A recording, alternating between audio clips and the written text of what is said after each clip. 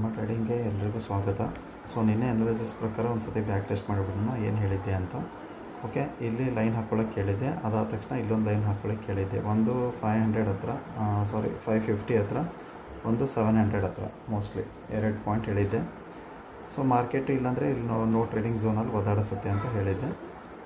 So morning ಸೆಕ್ಷನಲ್ಲಿ ತುಂಬ ಒದಾಡಿಸಿದೆ, ಅದಾದ ತಕ್ಷಣ ಮೇಲೆ ಹೋಗಿದೆ, ಹೌದಾ.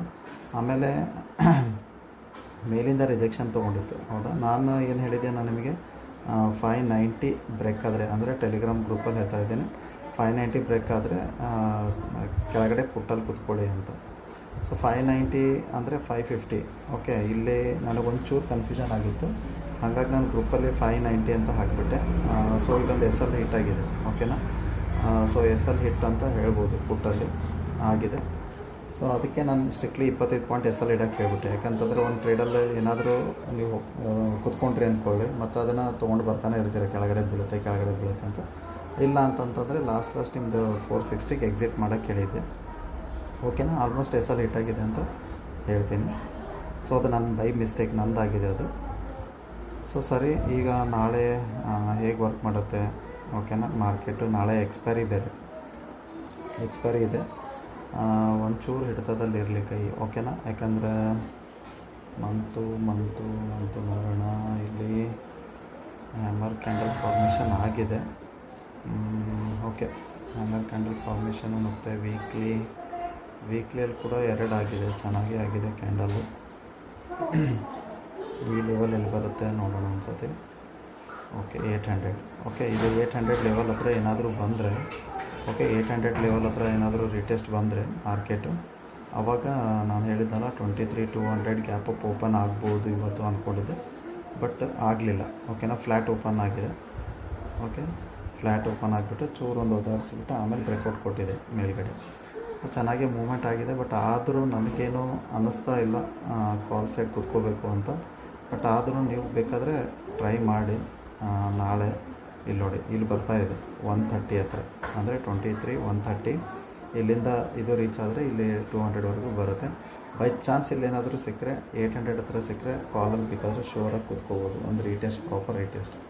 ಯಾಕೆ ಅಂತಂದರೆ ಮಾರ್ಕೆಟಲ್ಲಿ ಒಂದು ರೀಟೆಸ್ಟ್ ಏನಾದರೂ ಆಗಿದ್ದರೆ ಚೆನ್ನಾಗಿರ್ತಿತ್ತು. ಡೇ ಕ್ಯಾಂಡಲ್ ಇಲ್ಲಿ ನೋಡಿ, ಇಲ್ಲೊಂದು ಡೇ ಕ್ಯಾಂಡಲ್ಲು ಗ್ರೀನು ಅದಾದ ತಕ್ಷಣ ಮತ್ತೆ ಕೆಳಗಡೆನೇ ಬಂತು. ನನಗೇನು ಹ್ಯಾಮರ್ ಸಲುವಾಗಿ ಏನಾದರೂ ಹೋಗ್ತಾ ಇದೆ ನಮ್ಮ ಮಾರ್ಕೆಟು ಅಂತ ನೋಡಿ, ಗ್ರೀನ್ ಟಚ್ ಆಗಿದೆ. ಬೈ ಚಾನ್ಸ್ ಇಲ್ಲಿ ಏನಾದರೂ ಓಪನ್ ಆದರೆ ಇಲ್ಲಿ ಬೇಕಾದರೆ ಗ್ರೀನ್ ಕ್ಯಾಂಡಲ್ ಫಾರ್ಮೇಷನ್ ಆಗುತ್ತೆ, ಅದು ಬಂದುಬಿಟ್ಟು 23,200 ಆಗುತ್ತೆ ಇಲ್ಲಿ ಲೆವೆಲ್ಲು. ನಾನೇನು ಜಾಸ್ತಿ ಲೆವೆಲ್ ನೋಡ್ತಾ ಇಲ್ಲ, ಯಾಕಂತಂದರೆ ಇಲ್ಲೊಂದಿದೆ, ಓಕೆನಾ, ರೆಸಿಸ್ಟೆನ್ಸ್ ಇದೆ. ಎಲ್ಲಿ ಬರುತ್ತೆ ಎಕ್ಸಾಕ್ಟ್ಲಿ ಅಂದರೆ ಅಲ್ಲೇ ಬರುತ್ತೆ, 130 ಹತ್ರನೇ ಇದೆ. ಬಟ್ ಬೇಕಾದರೆ 130 ಹತ್ರನೂ ಟಾರ್ಗೆಟ್ ಮಾಡ್ಬೋದು, ಇಲ್ಲ ಅಂತಿಲ್ಲ. ಇಲ್ಲಾಂದರೆ 200ವರೆಗೂ ತೊಗೊಂಡು ಹೋಗಿ, ಬಟ್ ಬಿ ಕೇರ್ಫುಲ್, ಓಕೆನಾ. ಭಾಳ ಆದರೆ ನೀವು 1 ಲಾಟು ಇಲ್ಲಾಂದರೆ 5 ಲಾಟು ಅದು ಏನು ಮಾಡಿ, OTM money, out of the money.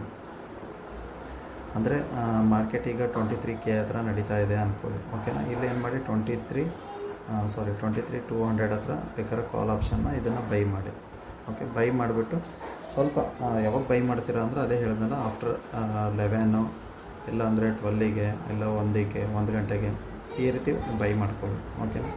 ಕೆಳಗಡೆ ಮಾರ್ಕೆಟು ನಾಳೆ ಒಂದು ನಿಮಿಷ ಅದನ್ನು ನೋಡ್ಬಿಡೋಣ, 15 ಮಿನಿಟ್ಸಲ್ಲಿ. ಓಕೆ,